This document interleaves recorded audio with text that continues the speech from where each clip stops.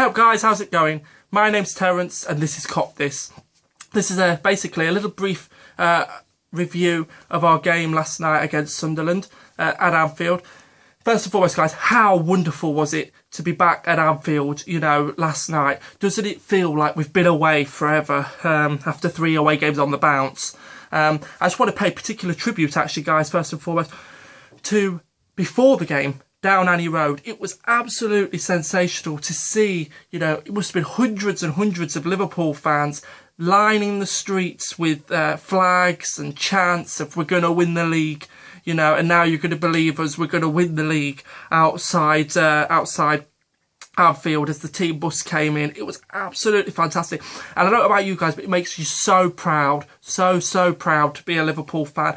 It was spine tingling. It was wonderful. And, seriously, guys, I challenge any of you to name any other teams that would have fans like that would go and bring that sort of atmosphere and that sort of welcome to a team as they come into the stadium. It was like the great European nights, that we've missed and that will soon be returning to Anfield. It was absolutely brilliant. First of all, guys, I want to ask your opinions now. What did you make of our performance last night? Most importantly, what did you make of the result? Do you think that the result was more important than the performance? I'm asking that because I didn't really think the performance was very good last night. But the 3 points were the most important thing. I'm just happy that we've got those. I also want to ask you for your player ratings, so please leave those below. And I shall be posting mine below after I've uploaded this. I'll post my player ratings below, see how yours compare with mine.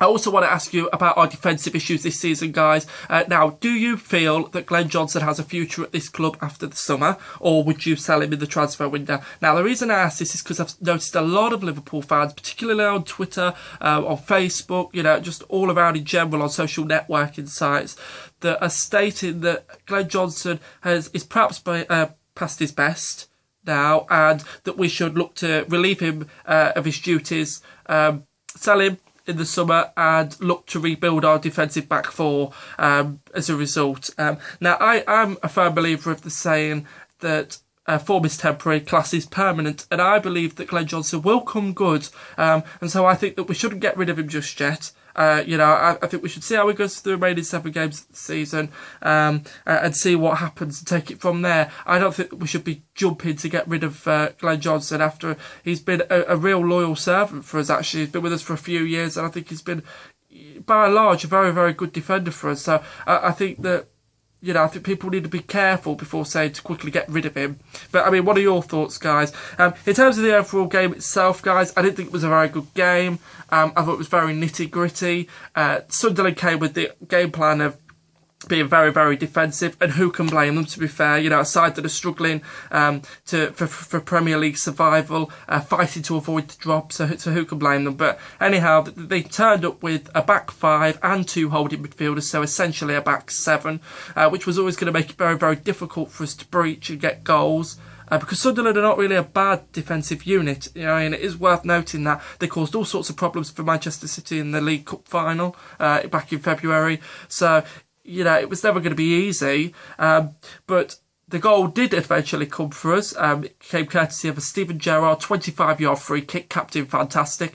He had a little debate with Luis Suarez to who was going to take the free kick after Suarez had missed earlier on in the game. Steven Gerrard came out on top and then finished the free kick into the net with aplomb.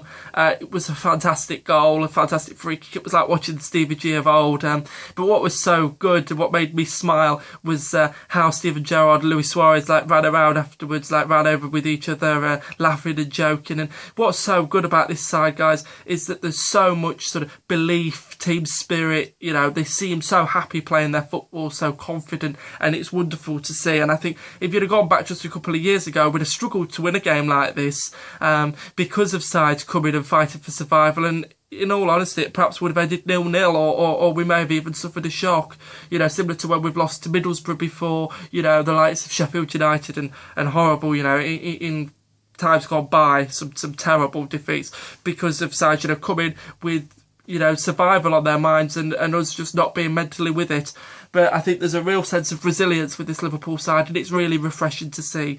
I think Credit has to go to Philip Coutinho, who was my man of the match. Who were your man of the matches, guys? Mine was Philip Coutinho. He was just a magician.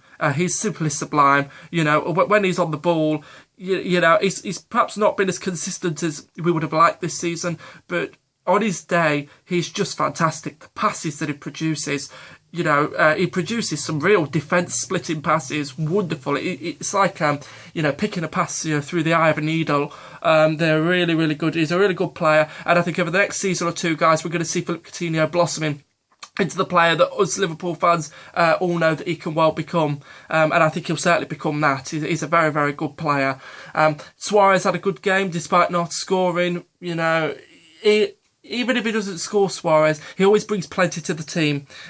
He always brings plenty to the play, plenty to the team. And, you know, we'd be very, very lost without him, I think, in our side. But the same could be said of many players. You know, Daniel Sturridge had a good game and took a good goal to put us 2-0 up on the 48th minute.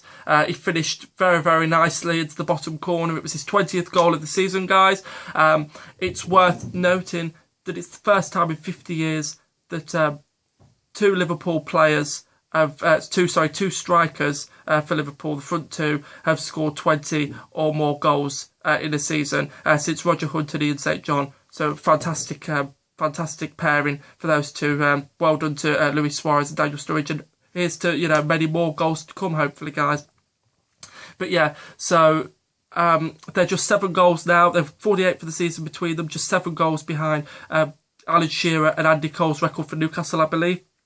And I believe that will go as well in our remaining 7 games. So 7 games, 7 goals need to be scored. And I think that will be done. What do you think, guys? We're also on 84 goals for the season now. 7 wins out of our last 7. We've won 10 of our last 12 in 2014, with the other 2 being draws. We're the only side unbeaten in the league in 2014, which is absolutely fantastic. But basically, guys, I want your thoughts now. So please leave your comments below. I think that Jordan Henderson has come on leaps and bounds this season, and I think he's been a real consistent performer. I really enjoy watching Jordan Henderson in our games, and I think that he'll be a key instrumental player for the future once that Steven Gerrard retires. I know that Henderson's had a lot of his critics over the years, but he's finally coming good and living up to the price tag that, you know, that he carried when we bought him from Sunderland. He's a very, very good player. What are your thoughts on Jordan Henderson, guys? Basically, guys, that's about all I want to say. I mean, I will just say we conceded a poor goal to Key. He came on and he scored in the 76th minute. And to be honest, it was poor positioning, poor defensive positioning, guys, from particularly John Flanagan, if I'm honest. But he's been really good this season, Flano, so I don't want to criticise him too much. It was just one poor error from him, perhaps. But I wouldn't say that Daniel Agger covered himself in glory either, in terms of his positioning for that goal. And then John O'Shea headed over from 6 yards late on, and I was just, you know, I've never been sort of so nervous, guys, and, you know, sort of chewing my nails. For the last 7 or 8 games, you know, I felt quite comfortable, and even in the United game I felt quite at ease. But this one, I just had that horrible, nasty feeling that something was going to go wrong, or we were going to get pegged back to 2-2, in the same way that Arsenal had against Swansea on the Tuesday night. That said, we didn't, and that grittiness and resilience is, you know, the stuff of champions, as the saying goes. So absolutely fantastic, guys. Whether or not we will be champions at the end of the season remains to be seen. I believe that we'll have to win our remaining 7 games, so we'll have to take this 7-match unbeaten run and turn it into a 14-match winning run. 7-match winning run and turn it into a 14-match winning run. We've been unbeaten in 12.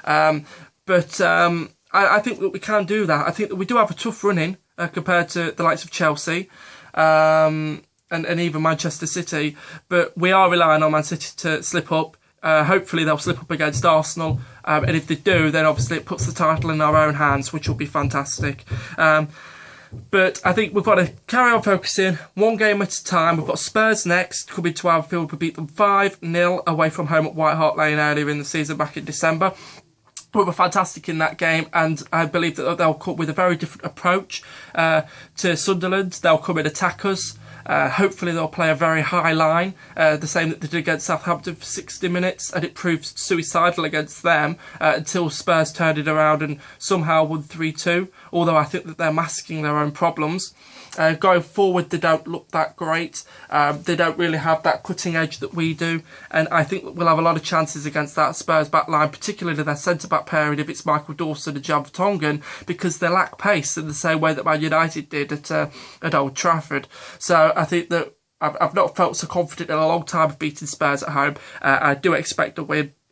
But I think obviously we've got to go into the game not being overconfident. We've got to go and approach it in the same way that we approach the likes of United, Southampton and so on. And we've got to look to push Spurs back and obviously force them into mistakes and to have plenty of chances against them. I do think that we could get a decent win against Spurs this weekend. But guys, I want you to leave now your score predictions, please, for our game at Anfield against Spurs. I hope that there's the same atmosphere in terms of the flags and so on, greeting the team bus this Sunday. That would be fantastic. I won't be at this game, but I'm hoping to be at Liverpool versus Chelsea. And if I am, I'll get some exclusive videos and I shall post them to the channel. I appreciate all your support, so please leave your comments below about the upcoming Spurs game. Where do you think the battles will be won and lost? And where do you think that we'll finish this season? I think for now, guys, I think we don't need to look behind us anymore. We're now 5 points clear of Arsenal as well, and they're in 4th.